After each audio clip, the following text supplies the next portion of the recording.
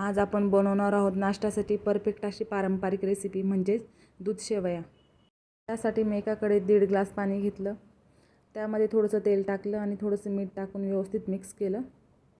पाण्याला एक उकळी आणून घ्यायची। उकळी आल्यानंतर शेवया टाकून घ्यायच्या। मी या शेवया ना कालच बनवून आणल्या होत्या, म्हणून म्हटलं आज करून बघू आणि तुमच्यासोबत पण रेसिपी शेअर करू। पाण्याला व्यवस्थित उकळी आली, आता शेवया टाकून घेऊ। शेवया व्यवस्थित मिक्स करून घेऊ।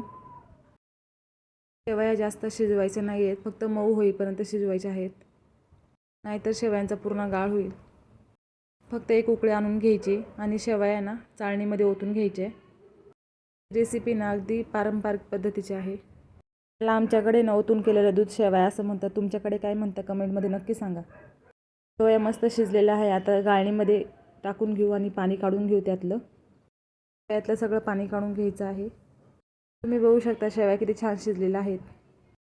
आता एका प्लेटमध्ये ना शेवया काढून घेऊ। शेवया ना गरमागरमच खूप छान लागतात। आता एका प्लेटमध्ये शेवया काढून घेऊ। शेवया काढून झाल्यानंतर त्यामध्ये ना गरमागरम दूध टाकून घ्यायचे।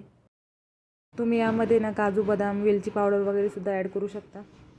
गरम दूध टाकून घेऊ। दूध टाकून झाल्यानंतर तुम्हाला हवी तेवढी साखर टाकून घ्या तुमच्या चवीनुसार। ते केसरचं दूधसुद्धा वापरू शकता, त्यामुळे शेवयांना अगदी छान चव येऊ शकते। कशी वाटली ही पारंपरिक रेसिपी कमेंटमध्ये नक्की सांगा आणि चॅनलला सबस्क्राईब नक्की करा।